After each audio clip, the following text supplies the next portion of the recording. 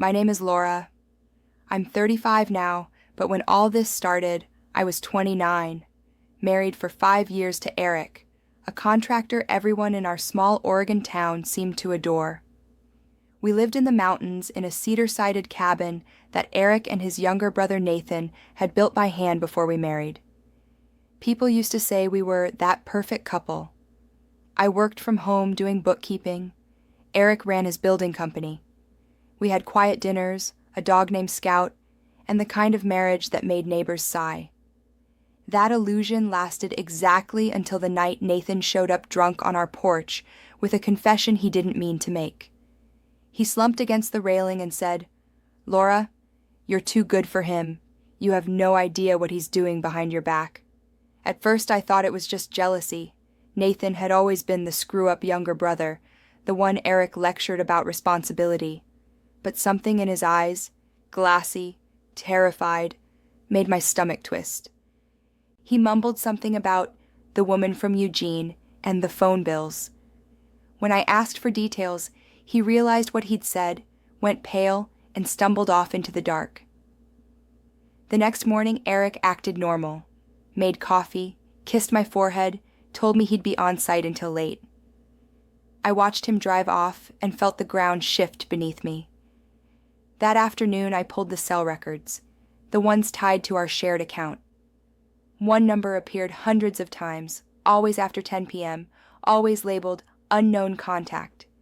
And right below that number, another one, my sister Amber's. Amber and I weren't close. She was the free spirit, always broke, always dramatic, always finding new ways for Mom and Dad to bail her out. But lately she'd been around more. Said she wanted to reconnect. 2 weeks earlier, Eric had helped her move an old sofa into her apartment while I was at the dentist. Now I saw 6 calls from her phone to his the same night. I wanted to believe it was coincidence. So I waited. That weekend, Amber asked if she could borrow Eric's truck for a few hours. He agreed too fast. When I offered to ride along, she said, "Oh, it's just across town, girl stuff." An hour later, I followed her. She didn't drive across town. She drove straight to a motel off Highway 26. I parked across the street and waited.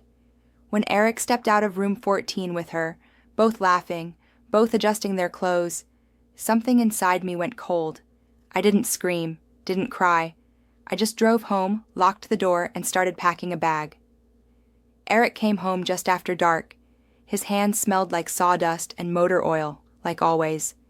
He asked what was for dinner. I told him the truth instead. "You and Amber. How long?" He froze halfway to the fridge. For a long time he didn't even breathe. Then, instead of denial, he said quietly, "Laura, please don't do this now." That was all I needed to hear. No outrage, no confusion, just guilt. Confirmation wrapped in cowardice. I didn't yell. I simply said, "Get out." He tried to explain, saying it was a mistake, that he'd been lonely, that I didn't understand the pressure he was under. I told him the only pressure he'd feel now would be from divorce papers. He left that night with a duffel bag, muttering something about staying at a friend's. That friend was my sister. When I told my parents the next day, my mother's first words were, "Oh, honey, don't make a scene. You know how fragile Amber is." Fragile. The woman who stole my husband was fragile. My father, as usual, said nothing. Just stared at the floor like the tiles might give him an escape route. 2 days later, I saw Amber post a photo on Facebook, her and Eric hiking near Multnomah Falls, his arm around her shoulders. Caption, "New beginnings." I didn't comment. I just deleted my account. 3 months later, the divorce was finalized. I kept the cabin, since it had been purchased in my name before the marriage. He got his truck and tools. Fair trade, I guess. He'd already given away his dignity. Amber moved in with him soon after. Mom called to tell me to try to forgive, that family is all you have. I hung up. For a while, I was a ghost in my own life. I stopped answering calls, stopped seeing friends, stopped leaving the house except for groceries. The silence inside that cabin was unbearable. Every creak sounded like memory. Then, one evening, there was a knock at the door. When I opened it, Nathan stood there. Eric's brother, the one who'd warned me.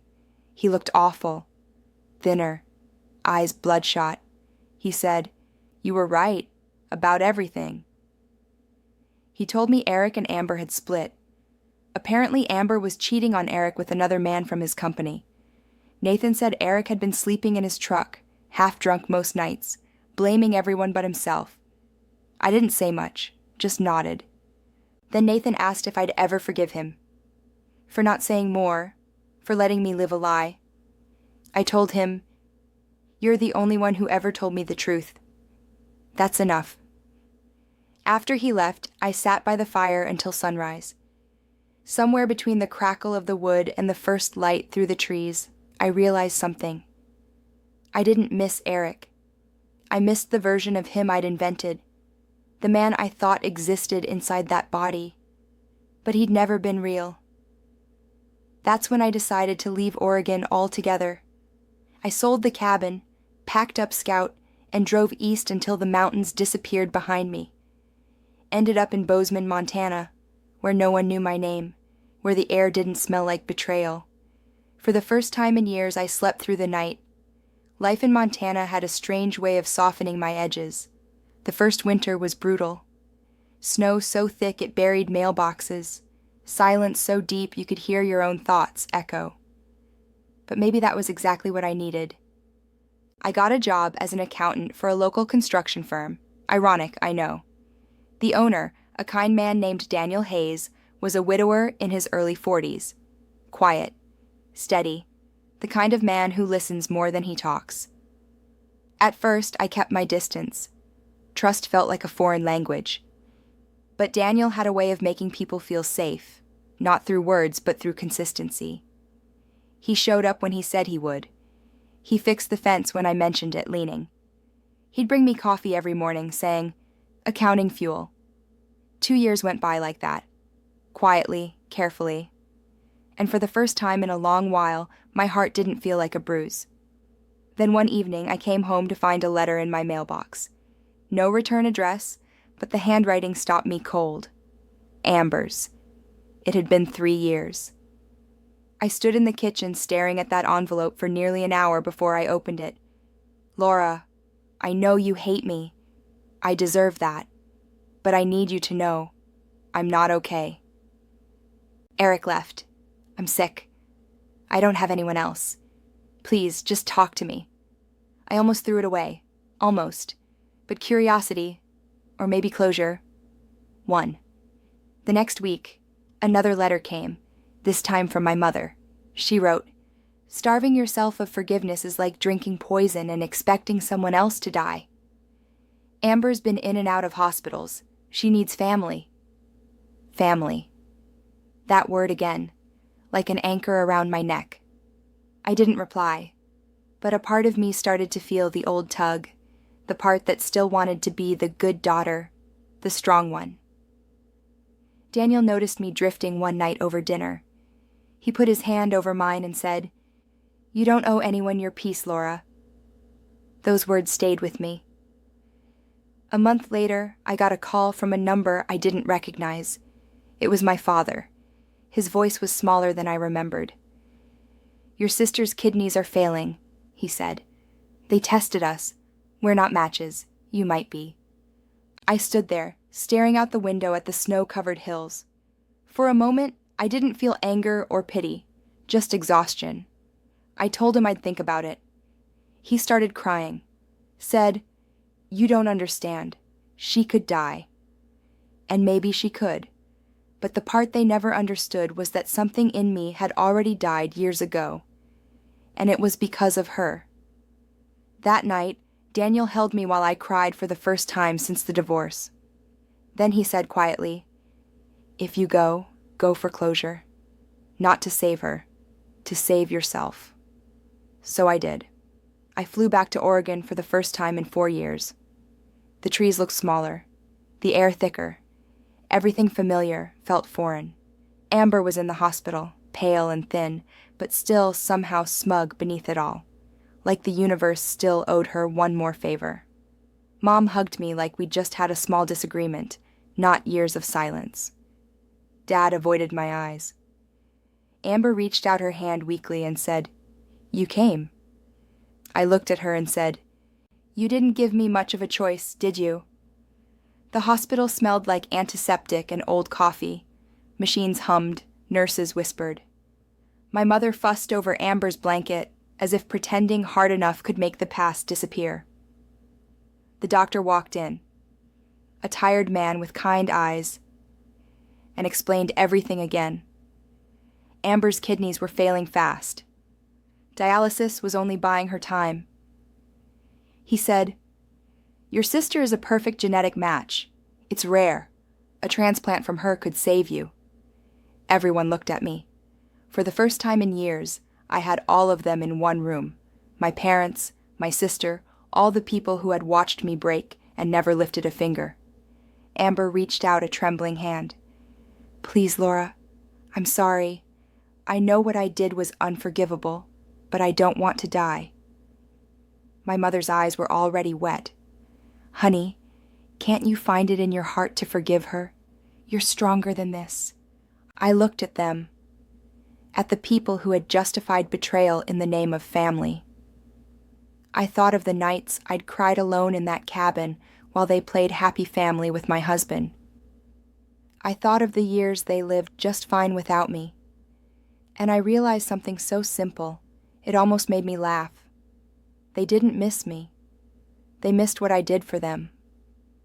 I stood up slowly and said, "You're right, Mom. I am stronger." I walked to Amber's bedside, took her hand gently, and whispered, "I'm the only person who can save you, and I'm not going to." Her mouth fell open. My mother gasped. The doctor froze. I leaned closer and said quietly so only she could hear, "You took my marriage, my peace, my family, and you didn't care if I survived. Now you know exactly what that feels like." Amber started sobbing. My father finally spoke, his voice shaking. "Laura, that's enough." I turned to him. "No, Dad. Enough was 10 years ago. I'm done bleeding for people who call it love." And I walked out. Outside, the air was cool and sharp. Daniel was waiting by the car. When he saw my face, he didn't ask what happened. He just opened his arms. I melted into them and finally exhaled. The next morning, we drove straight back to Montana. I blocked their numbers on the way. For the first time, I didn't feel guilty. I felt free. I'm 40 now, married to Daniel. We own a small ranch outside Bozeman with 2 dogs, a vegetable garden, and more peace than I ever thought I'd earn. Sometimes, late at night, I think about that hospital room, about the look on Amber's face when she realized I meant it. People online would probably call me cruel. Maybe I was. But cruelty wasn't born in me. It was taught, one betrayal at a time. Last year, I got a card in the mail with no return address. Inside was a single line written in my mother's handwriting. "She's gone." I sat on the porch for a long time after reading it, not crying, not angry, just still. Daniel came out and handed me a cup of coffee. "You okay?" he asked. "Yeah," I said. "For the first time, I think I really am." I burned the card in our fire pit that night and watched the ashes drift into the dark. Some stories don't end with forgiveness. Some end with freedom. And that's more than enough for me.